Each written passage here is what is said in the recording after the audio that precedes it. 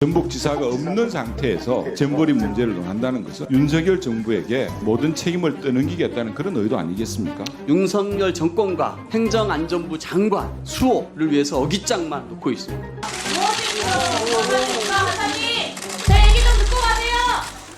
예, 여러분 안녕하십니까? 이태선입니다.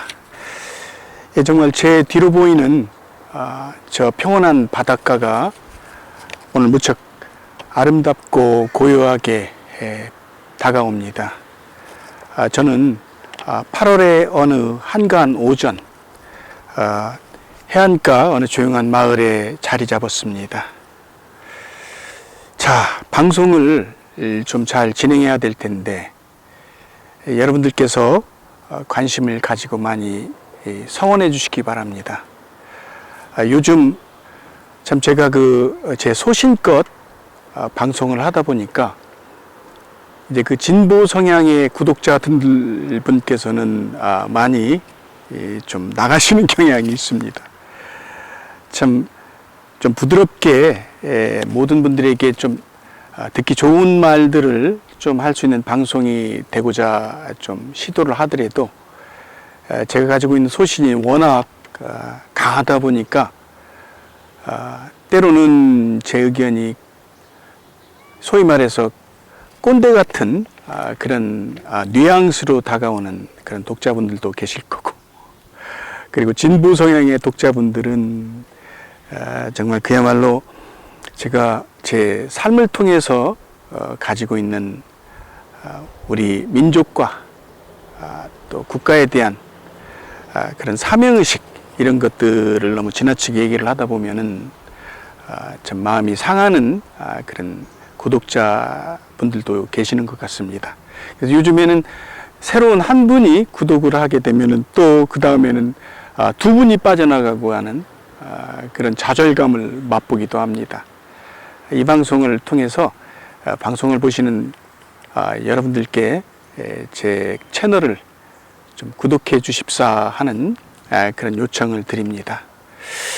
자, 여러분, 요즘 한국 사회가 최근 폐막된 국제 보이스카우트 잼버리 대회 파행으로 끝나면서 정말 각계각층에 많은 논란을 불러일으키고 있습니다. 정부 여러 부처들 간에 서로 잘잘못을 놓고 남탓 공방에 열을 올리는 그런 참 눈살 찌푸리는 그런 현상이 재현되고 있습니다. 여러분들께서는 어떻게 생각하십니까? 참으로 답답한 우리네 지금 현실의 모습들입니다. 저는 1990년에 이곳 시애틀로 이주를 해와서 정착을 했는데요. 그러니까 이제 만 33년이 되는군요. 미국 생활이요. 그때 당시만 하더라도 미국 속에서 우리 한국인들의 위상은 그다지 높지 않았습니다. 참 열악한 그런 환경 속에 살고 있는 우리 소수 교민들은 그 소수민족으로서 살아가는데 많이 위축되었던 것도 사실입니다. 정말 그 당시에 아시안 국가를 대표하는 나라라고 한다면은 단연 일본이었고요. 일본의 상품들은 아시안 국가를 대표하는 대표 주자로서 엄청난 인기를 국가하고 있었지요. 그러나 지금 세상이 바뀌어서 2023년 미국 속에서의 대한민국의 위상은 가히 놀랄만 합니다. 당장 미국을 대표하는 매장 코스코에 들어가면 대한민국 상표 삼성과 LG 단연 독보적인 인기를 국가하고 있습니다. 정말 자타가 타의 추종을 불허하는 그런 우수한 품질과 디자인으로 인해서 대한민국의 상품이 가장 인기 있는 그런 상품이 되고 있습니다. 그 밖에 여러 가지 대한민국이 이제 놀랄만한 경제 성장을 해오면서 이제 뭐 세계 6강이니 5강이니 하는 경제 대국으로 발돋움하고 있습니다. 참 놀랄만한 경제 성장이죠. 더불어서 세계의 그 문화적인 그런 컨텐츠가 국제적으로 발돋움하면서 이제는 뭐 세계적으로 한국의 그런 문화적 상품들이 정말 인기 급상승에 있죠. 많은 이들이 K-팝에 열광을 하고 있고, 그리고 또 한국인의 특유의 그 정서와 감성적인 그런 감각이 만들어내는 한국의 드라마들은 넷플릭스를 통해서 정말로 세계적인 그런 명성을 떨치고 있습니다. 그런 까닭에 미국에 사는 동포의 한 사람으로서 매우 자부심을 느끼게 되고요. 그리고 또 미국 내에서 우리 한국인들의 위상은 정말 놀랄 만큼 급부상하였다라고 생각합니다. 그런데 역사적으로 지금 우리 한국의 내적인 그런 상황들을 살펴보면 너무도 참담하죠. 역사적으로 이어지는 우리 내부의 갈등, 분열, 지역 감정, 또 이념 전쟁, 끊임없이 좌와 우로 나뉘어져서 국론이 분열되고 있고, 정치인들은 자고 난 후에 눈만 뜨면 서로가 서로를 못 잡아먹어서 으르렁대는 그런 현실의 한국 세계를 여러분도 경험하고 있어 잘 아실 겁니다. 왜 그럴까요? 참 아이러니입니다. 세계적으로는 굉장히 선진 국가로서의 그 위용을 자랑하며 한층 세련된 한국의 문화를 선사하고 있는 반면에 내부적으로는 지난 7, 80년대에나 있을 법한 그런 사회 혼란이 계속 야기되고 있고, 그리고 정말로 개인의 삶의 질이 정말 나아졌는가 하는 측면에서 사람들은 물음표를 던지죠. 그래서 그 해마다 실시되는 OECD 그런 행복지수를 보면은 우리 한국 사람들의 행복지수가 가장 최하위에서 벗어나질 못하고 있다라는 사실이 참 아이러니 아닐 수 없습니다.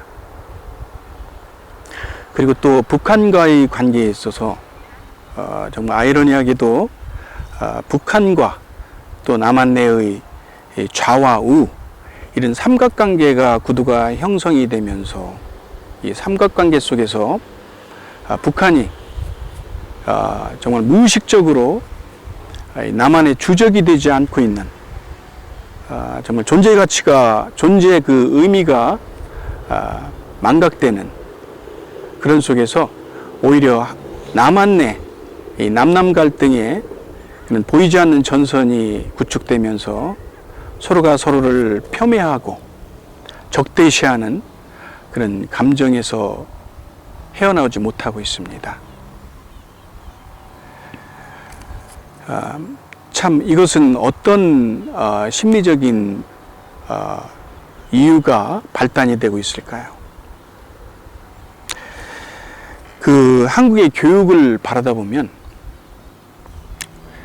전통적으로 교육의 교육적 가치관이 이 어떤 개인의 엘리트주의에서 벗어나지를 못하고 있다.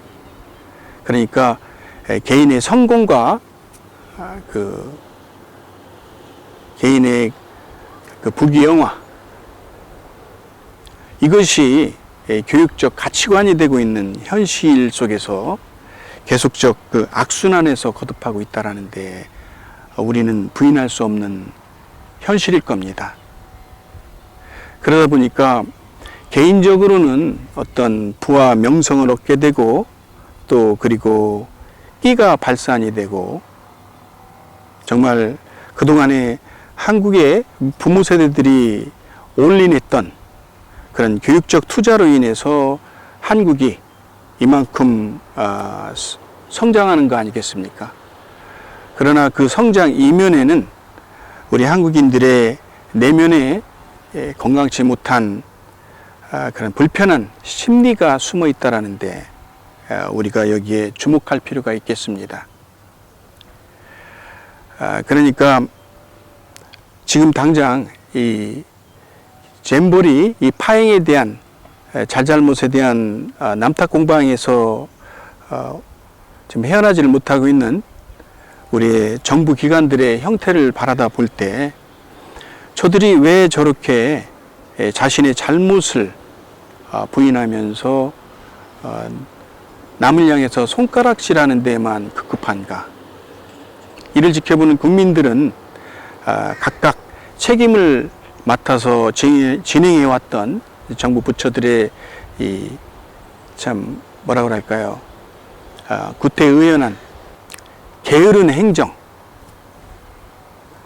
정말 디테일한 부분에서 열심히 하지 못하는 그런 무사한 일에 공무원들의 복지부동, 또 그리고 권력 나눠먹기식의 정치에서 비롯되는 지역들의 집단 이기주의, 이런 것들이 지금 거기에 그 이유가 되고 있지 않겠습니까?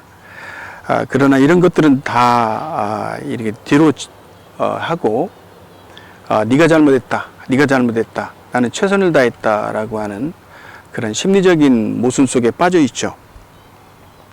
이런 부분에서 볼 때 우리 한국 사회에서 한번 서로가 우리가 짚고 넘어가야 되는 부분들은 바로 그 정서적 거짓말이 난무한 우리들 내면의 정서입니다. 정서적 거짓말은 무엇일까요? 그러니까 자기 자신의 내면의 느낌이나 기분, 이런 것들을 숨기고 살아왔던 그런 탓입니다.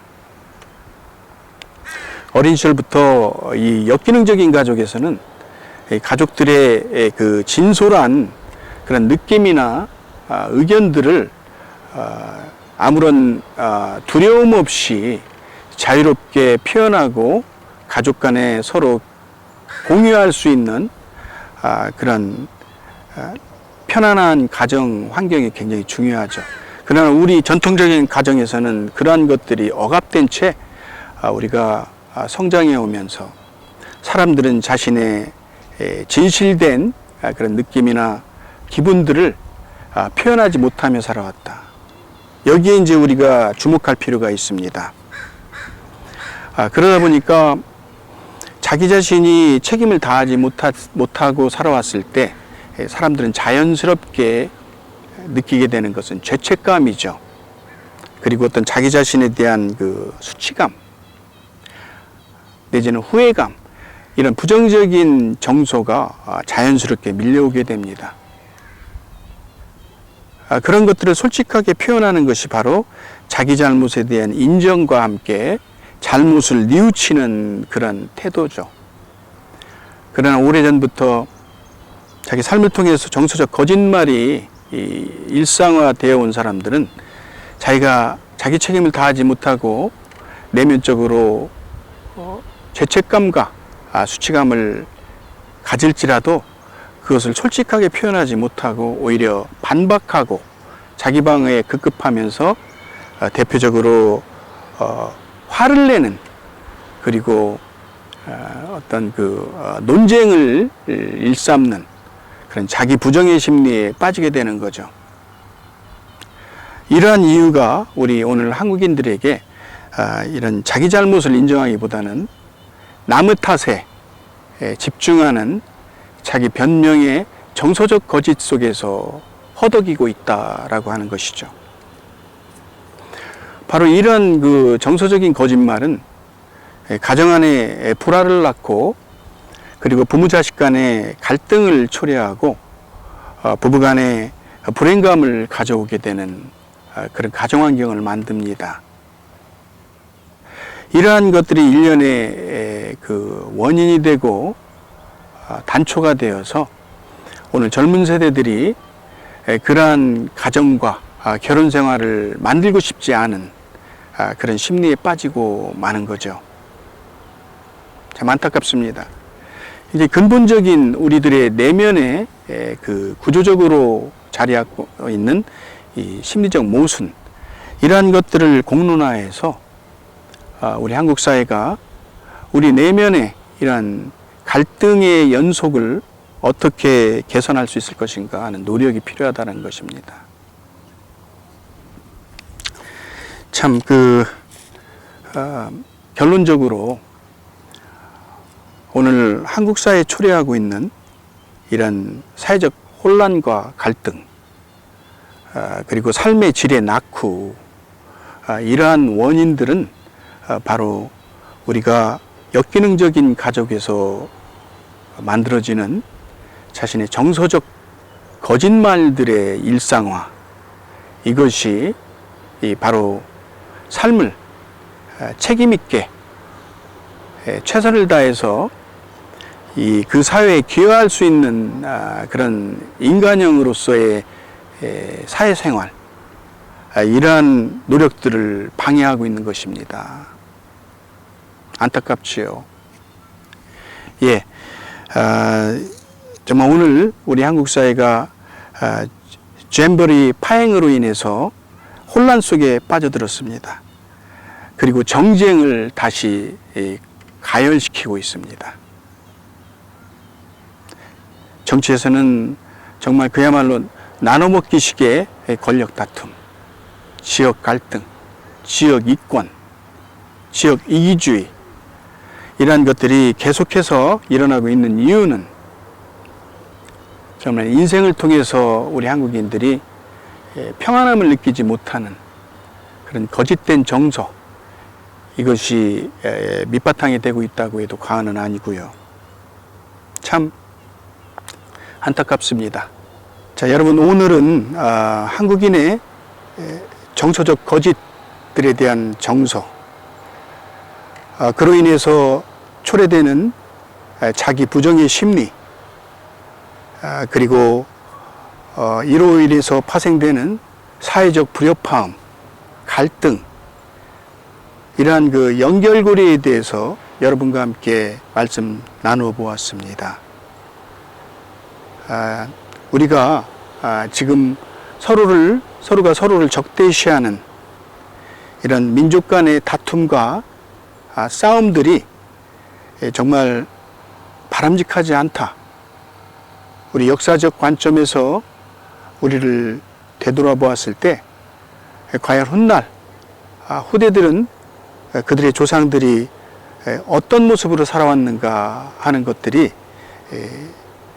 조명되는 거죠. 그러한 관점에서 보았을 때 우리가 그저 스트레스를 해소하면서 술 마시고 그냥 현실에 안주하는 그런 안일한 삶의 모습에서 탈피해서 이런 한국의 내적인 심리에 대해서 함께 모색하고 연구하고 고민하는 그런 노력들이 오늘 진정으로 필요한 때다라는 말씀을 드리면서 오늘 방송 이만 가름합니다.